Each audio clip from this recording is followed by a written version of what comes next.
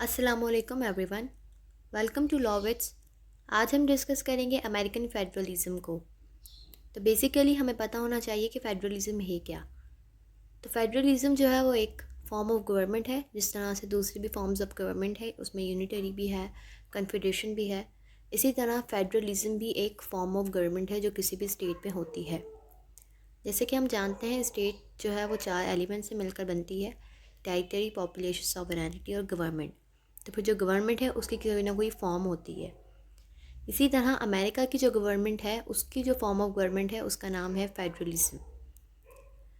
Historically हम perspective देख लेते हैं, लेकिन उससे पहले मैं आपको बताती चलूँ कि फेडरलिज्म होता क्या है। तो वो ये है, फेडरलिज्म वो गवर्नमेंट होती है जहाँ पर पावर जो है वो 2 हिस्सों में डिवाइड होती है: नेशनल गवर्नमेंट एंड इट्स सब यूनिट्स। अब वो जो सब यूनिट्स है वो उसके प्रोविंसेस भी हो सकते हैं या स्टेट्स भी हो सकते हैं। और जब ये पावर इन 2 में डिवाइड होती है तो जो उसके सब यूनिट्स होते हैं वो फुली ऑटोनॉमस होने चाहिए। इसे फेडरलिज्म कहते हैं कि power must be divided into 2 parts.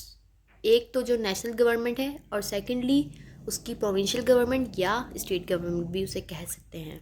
वो फिर हर स्टेट की अलग-अलग होती है। जैसे कि यूएसए में है कि नेशनल गवर्नमेंट है जिसे फेडरल गवर्नमेंट भी कहते हैं, और उसके साथ उसकी स्टेट गवर्नमेंट से सब यूनिट्स, और वो फुली ऑटोनॉमस है। तो वहाँ पर जो ये फेडरलिज्म है वो मुकम्मल है। जबकि पाकिस्तान में भी फेडरल स्टेट है, लेकिन मुकम्मल एक फेडरल स्टेट नहीं कह सकते, अब हो गया है आफ्टर द 18 अमेंडमेंट।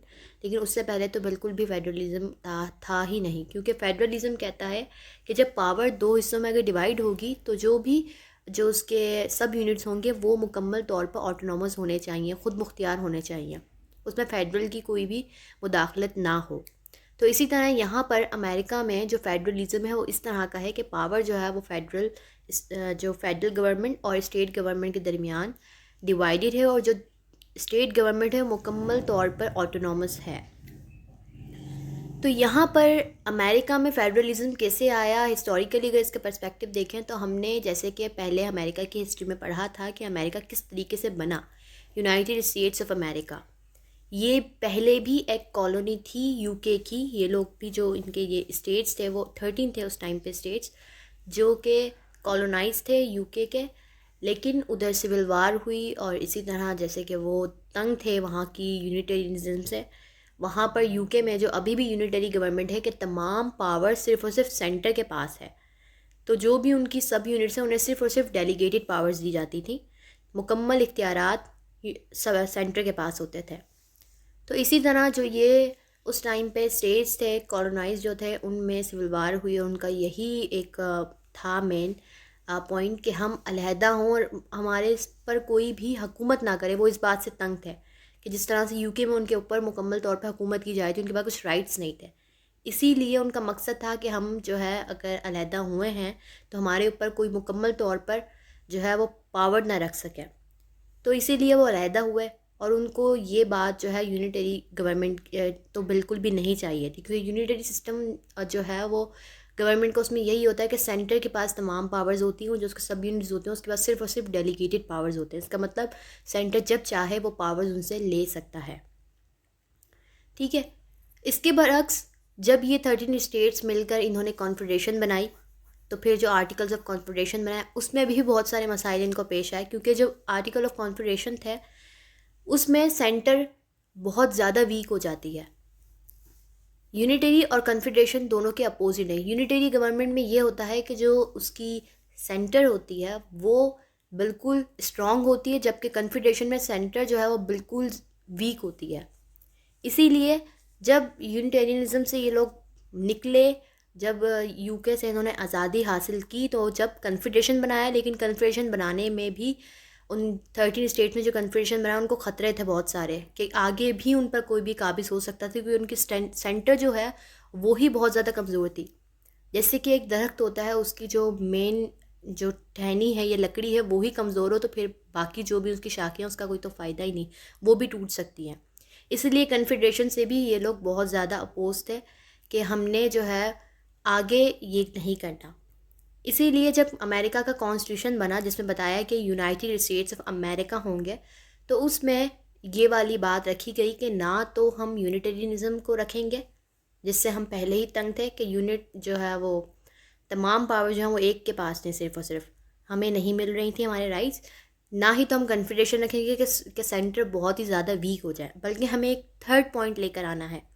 اسی لیے جو امریکہ کا کانسٹیٹیوشن بنا 1787 میں لکھا گیا، 1788 میں اسے ریٹیفائی کیا تمام اسٹیٹس نے، اور اس کے بعد 1789 میں وہ جو ہے اسٹارٹ ہوا، مطلب کام میں آنا. تو اسی لیے اس کانسٹیٹیوشن میں انہوں نے کہا کہ ہم نے نہ یونیٹیرنزم دیکھنا ہے نہ کنفیڈریشن، ہمیں تھرڈ راستہ نکالنا ہے، اور وہ کیا تھا کہ فیڈرلزم ہوگا، کہ جو پاورز ہوں گی وہ ڈیوائڈ ہوں گی between state governments and the federal government, اور جو اسٹیٹ گورنمنٹ ہوگی وہ بھی مکمل آٹونومس ہوگی. تو اس لیے امریکن جو ہے وہ فیڈرلزم آیا.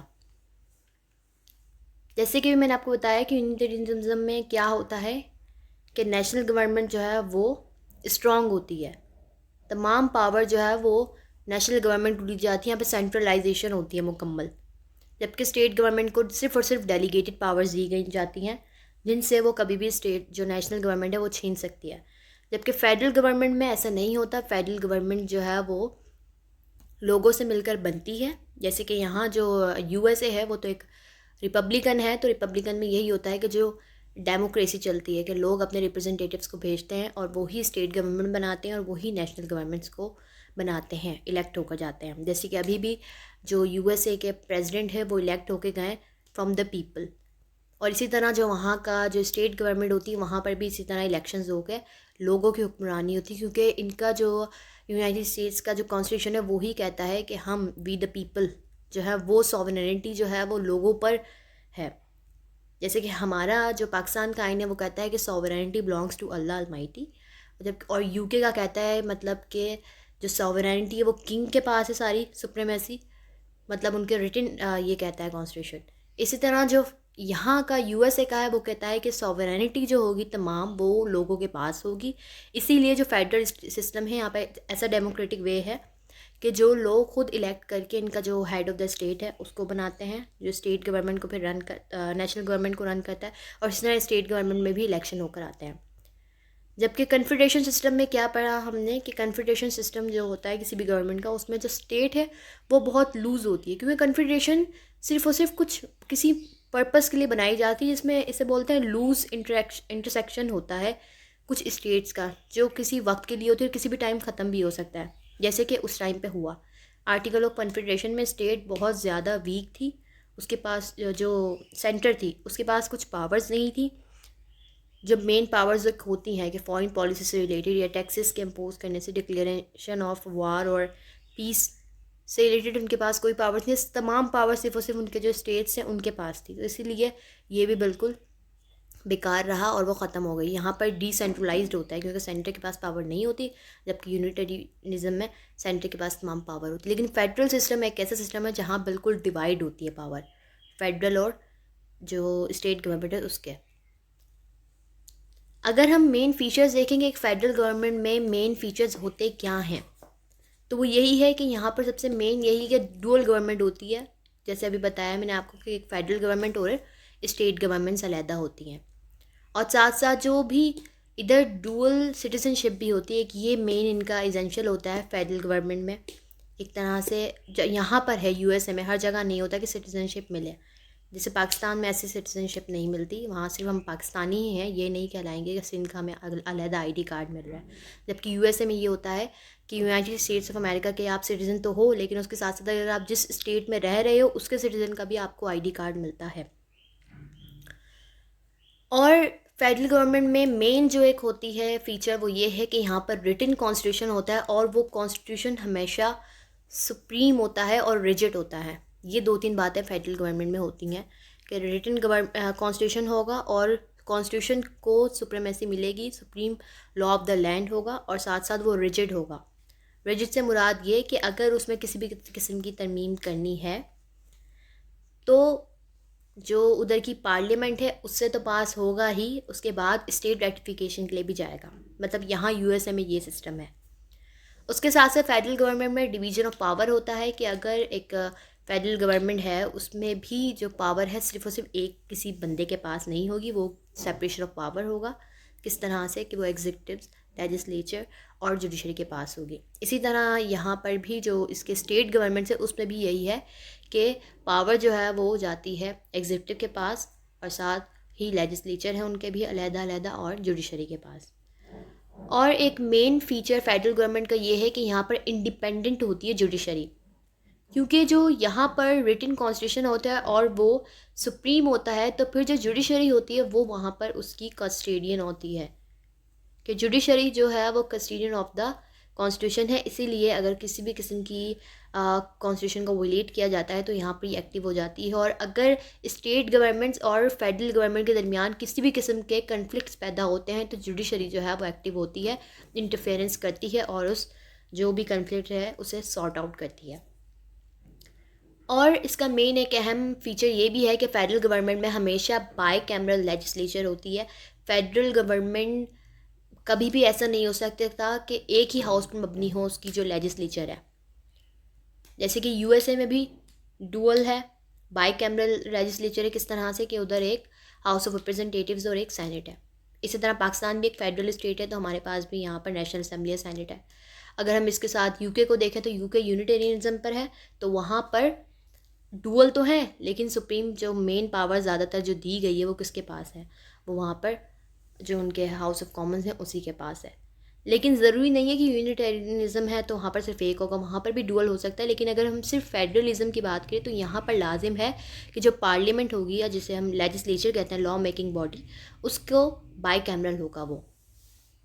ٹھیک ہے، جیسے کہ یہاں پر بھی یو ایس اے میں بائی کیمرل لیجسلیچر ہے، تو جو سینٹ ہے وہ ایکویلٹی شو کراتا ہے، تو 50 اسٹیٹس ہیں تو 50 اس کی سیٹس ہیں. اس طرح سے جو ہاؤس آف ریپرزنٹیٹیوز ہیں وہ پھر ہیں پاپولیشن بیس پر آتے ہیں. اگر ہم بات کریں یو ایس اے میں کہ اس کی گورنمنٹ کے اور نیشنل گورنمنٹ اور اسٹیٹ گورنمنٹ کے درمیان پاورز کس طرح سے ڈسٹریبیوٹ ہے، تو وہ یہی ہے کہ نیشنل گورنمنٹ کے پاس جو مین پاورز ہیں وہ یہی ہیں کہ وہ سب سے پہلی اور مین پاور تو یہ کہ وہ کوائننگ منی کی، کہ وہ جو کرنسی ہے وہ چھاپنا جو ہے وہ اسٹیٹ کا کام ہوتا ہے، جو نیشنل گورنمنٹ ہوتی ہے. جیسے کہ یہاں پر جو ان کا اسٹیٹ بینک ہوگا یا نیشنل بینک ہوگا، اس کا کام ہوگا کہ وہ کرنسی کو چھاپے گا، پرنٹ کرے گا. اس کا مطلب یہاں پر ایک ہو جاتا ہے ویٹو، یا اس کو بول سکتے ہیں ہم کہ مونوپولی ہے. یہاں پر اس بات میں مونوپولی ہے کہ صرف اور صرف یہاں جو نیشنل گورنمنٹ ہے وہ ہی کرنسی جو ہے وہ چھاپتی ہے. جیسے کہ پاکستان میں بھی اسٹیٹ بینک آف پاکستان جو ہے وہ کرنسی اس کے پاس مونوپولی پاور ہے کہ وہ اسے پرنٹ کرے گی.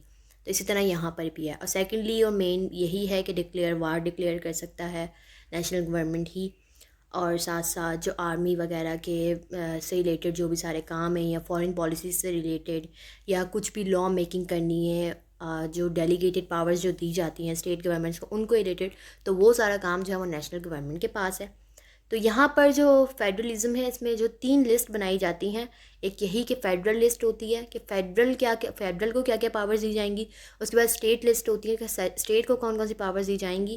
اور تھرڈ ہوتی ہے کنکرنٹ پاورز. کنکرنٹ پاورز وہ ہوتی ہیں جو دونوں کے پاس ہوں گی، نیشنل گورنمنٹ کے پاس بھی اور اسٹیٹ گورنمنٹ کے پاس بھی.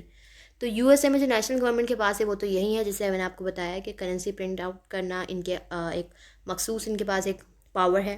ساتھ وار ڈکلیئر کرنا، یا آرمی کے لیے جو بھی فنڈز اور ان کی بجٹ سے ریلیٹڈ جو بھی چیزیں ہیں وہ، یا فارن پالیسی، سارے کام جو ہے وہ نیشنل گورنمنٹ ہی صرف کرے گی، وہ نہیں کریں گے اسٹیٹ گورنمنٹس. اس کے برعکس اسٹیٹ گورنمنٹ کے پاس یہ کام ہے کہ وہ الیکشنز وغیرہ جو جنرلی ہوتی ہیں، جیسے ایجوکیشن کے پرپس کے لیے روڈ وغیرہ بنوانے ہیں، یا ہاسپٹلس کے لیے جو بھی چیزیں ہیں، یا لوکل گورنمنٹ بنانی ہے. جیسے ادھر بھی یہ ہوتا ہے اسٹیٹ ہے تو اسٹیٹ کی بھی پھر اسٹیٹ گورنمنٹ، پھر اسٹیٹ کے بعد لوکل گورنمنٹ، پھر ان کی الگ الگ کاؤنٹی گورنمنٹس ہوتی ہیں، ان کے سارے معاملات کو دیکھنا اور ان کو ڈیلیگیٹ کرنا، یہ سارے کام جو ہیں اسٹیٹ گورنمنٹ کے. اس کے بعد جو کنکرنٹ پاور جو دونوں کے پاس ہیں ان میں یہی ہے کہ جو ٹیکس امپوز کرنا ہے وہ نیشنل گورنمنٹ بھی کر سکتی ہے اور اسٹیٹ گورنمنٹ بھی. تو یہ دونوں کے پاس ہی والی بات ہے. یا ٹیکسز کو کلیکٹ کرنا ہے وہ والی ساری. اور کورٹس اگر اسٹیبلش کرنے ہیں، نیشنل کورٹس علیحدہ ہیں جو فیڈرل کورٹس ہیں، پھر اسٹیٹ کورٹس الگ ہیں. پھر اسٹیٹ کورٹس کے بھی جیسے ہمارے یہاں پہ پروونسز ہیں تو اس کے ڈسٹرکٹس ہوتے ہیں، یہاں پر اسٹیٹ کورٹس کے آگے کاؤنٹی کورٹس ہوتے ہیں. اس طرح سے لا انفورسمنٹ کروانا، یہ تمام جو پاورز ہیں وہ کنکرنٹ پاورز میں آتی ہیں، جو نیشنل گورنمنٹ کے پاس بھی ہیں، اس کے ساتھ ساتھ اسٹیٹ گورنمنٹ کے پاس بھی ہیں.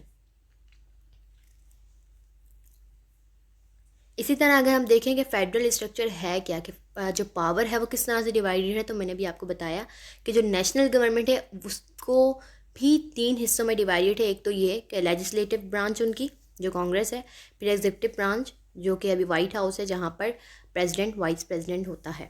اس کے بعد جوڈیشل برانچ جو سارے جوڈیشری سے ریلیٹڈ ہو گئی ساری ہے، جس میں جو ہے سپریم کورٹ بھی آ گیا اور فیڈرل کورٹس بھی آ گئے. اس کے بعد جو اسٹیٹ گورنمنٹ ہے جن کا سب یونٹ ہے، اس کی بھی علیحدہ سے ایک لیجسلیٹو برانچ ہوتی ہے. اس کے بعد ایگزیکٹو برانچ بھی ہوتی ہے جس میں گورنر ہوتا ہے، جیسے ہمارے یہاں بھی ہوتا ہے کہ پروونشل گورنمنٹ ہوتی ہے. ہم اس میں اسے بولتے ہیں پروونشل گورنمنٹ، لیکن یو ایس اے میں اسے کہیں گے اسٹیٹ گورنمنٹ. وہ مکمل ایک اسٹیٹس ہیں. اسی طرح یہاں پر بھی اسٹیٹ کورٹس ہوتے ہیں، جیسے ہمارے یہاں پر پروونشل کورٹس ہوتے ہیں جنہیں ہم ہائی کورٹس وغیرہ کہتے ہیں. اسی طرح اسٹیٹ گورنمنٹ کے بعد یہاں پر آگے جو ہے کاؤنٹی گورنمنٹس بھی ہوتی ہیں، جس کی بھی علیحدہ لیجسلیٹو برانچ بھی ہے، ایگزیکٹو بھی ہے، کاؤنٹی کورٹس بھی ہیں. پھر اس کے بعد لوکل اور میونسپل گورنمنٹ ہوتی ہے، اس کے legislative functions, executive functions, municipal courts, ان کا آگے بہت لمبا پروسیس ہے. جیسے ہمارے یہاں یہ ہوتا ہے کہ ایک فیڈرل کورٹس اور فیڈرل کا تو ہے نا سارا نظام کے ایگزیکٹوز ہوں گے، لیجسلیچر ہوگی اور ساتھ جوڈیشری ہوگی. اس کے بعد ہمارے یہاں پروونشل گورنمنٹ میں یہ ہوتا ہے کہ ادھر بھی ایگزیکٹو ہوتے ہیں جس میں گورنر جو ہے وہ head of the state, head of the province ہوتا ہے. اور اس کے ساتھ ساتھ لیجسلیٹو برانچ ہوتی ہے ہماری. جیسے اگر ہم سندھ میں رہتے ہیں تو ہماری سندھ جو ہے وہ اسمبلی کہا جاتا ہے. اس طرح ہمارے کورٹس ہوتے ہیں جو ہائی کورٹس ہوتے ہیں ہر پروونس کے. اس کے بعد ہمارے پاس پھر ڈسٹرکس ہوتے ہیں. اسی طرح یہاں پر بھی علیحدہ علیحدہ سسٹم ہے کہ جو نیشنل ہے اور اسٹیٹ ہے وہ تو ہے مین، دو جو ہے وہ ڈویژن آف پاور ہوا ہے. اس کے بعد اسٹیٹ کے بھی اندر جو ہے وہ بہت ساری کاؤنٹی گورنمنٹس ہیں، پھر لوکل گورنمنٹس ہیں. تو اس طرح کا یہاں کا سسٹم ہے یو ایس اے میں. فیڈرل جو اسٹرکچر ہے وہ ایسے ہے. اس کے بعد اگر ہم دیکھیں کہ فیڈرل گورنمنٹ کی رسپانسبلٹیز ہیں کیا، تو وہ مین یہی ہے کہ اسٹیٹ آٹونومی ہو. اسٹیٹ جو ہے وہ مکمل جو ہے وہ خود مختار ہوں، جو دوسرے جو تمام اسٹیٹس ہیں. تو یہ فیڈرل گورنمنٹ کی یہ رسپانسبلٹی ہے کہ ان کے جو معاملات ہیں ان میں جو ہے مداخلت نہ کرے. اس کے ساتھ ساتھ فیڈرل گورنمنٹ کی یہ بھی ایک رسپانسبلٹی ہے guarantee of Republican form of government. ہاں ادھر جو ہے ریپبلکن فارم آف گورنمنٹ ہے کیونکہ جو اس کا کانسٹیٹیوشن یہ کہتا ہے کہ جو لوگ ہیں وہ ادھر کی مین پاور ہوں گے. تو یہ فیڈرل گورنمنٹ کی رسپانسبلٹی کہ وہ گارنٹی کرے اس بات کو. تھرڈلی یہی ہے کسی بھی طرح کے اگر سول کموشن ہو رہے ہیں تو اس کے لیے اس کے اگینسٹ سے پروٹیکشن دی جائے، کسی بھی قسم کی سول وارز نہ ہوں. اور اگر ہم رسپانسبلٹیز فیڈرل گورنمنٹ کی پڑھ رہے ہیں تو اسی لیے اس کے برعکس پھر اوبلیگیشنز بھی ہیں کچھ اسٹیٹ گورنمنٹ کی. تو اسٹیٹ گورنمنٹ کی اوبلیگیشنز یہی ہیں کہ وہ جیسے کہ ابھی ہم نے پڑھے تھے علیحدہ علیحدہ کہ وہ الیکشنز کروائیں گی جو بھی فیڈرل آفیشلز ہیں، کیونکہ جو کانسٹیٹیوشن ہے وہ علیحدہ سے ان کے لیے ایک بتاتا نہیں ہے کہ جو فیڈرل آفیشلز ہیں ان کے کس طریقے سے الیکشن ہوں گے. تو اس کے لیے جو رول میکنگ ہوگی، لا میکنگ، وہ تمام اسٹیٹ گورنمنٹس کریں گی اور جو بھی فیڈرل آفیشلز ہیں ان کے الیکشن کروائیں گی. اس کے ساتھ ساتھ پھر جو بھی ممبر بنتے ہیں الیکٹورل کالج کے لیے، جو پریزیڈنٹ بنتا ہے وہ بھی اسٹیٹ سے ہی آتا ہے. تو اس کی ساری جو obligation ہے وہ اسٹیٹ کے پاس ہے کہ اسٹیٹ لیجسلیچر سے کس طرح سے بھیجیں گی. تو یہ تمام جو ہم نے پہلے بھی پڑھی وہ ساری جو ہیں obligations ہے اسٹیٹ کی، کہ جو سینیٹر ہے وہ لازم ہے کہ ہر ایک اسٹیٹ سے آئے. جیسے ہی ہم نے بتایا تھا کہ وہ ایکویلٹی شو کراتا ہے سینٹ اس لیے. اور یہی کہ member of lower house of Congress are elected in each state generally in single ممبر کانسٹیٹیوشنز. کہ وہی بات کہ جو لوور ہاؤس ہے یہاں پر کانگریس کا، اس میں اسٹیٹ سے صرف ایک بندہ ہی آتا ہے جو سنگل ممبر کانسٹیٹوئنسی سے آتا ہے. اور ایک مین یہی ہے کہ جب بھی کوئی امینڈمنٹ کی جائے نیشنل گورنمنٹ میں، اگر جو کانگریس ہے وہ کوئی بھی امینڈمنٹ کرتی ہے اس کے بعد اگر ریٹیفیکیشن کے لیے اسٹیٹ کو بھیجے تو وہ اسے ریٹیفائی کرے، جو ان کا ایک پروسیجر ہے 3/4 کے حساب سے. تو یہ تمام جو ہیں وہ اوبلیگیشنز ہیں اسٹیٹس کی. تو یہ تھا کہ امریکن فیڈرلزم کس طرح سے ہے اور جنرلی بھی فیڈرلزم کیا ہوتا ہے، اس کے مین فیچرز کیا ہیں، اور کس طریقے سے جو امریکہ نے فیڈرلزم کو اڈاپٹ کیا، اور کیا رسپانسبلٹیز ہیں as a federal government and as a state government ہے یہاں پر. تو امید ہے آپ سب کو سمجھ آیا ہوگا. جزاکم اللہ خیرہ.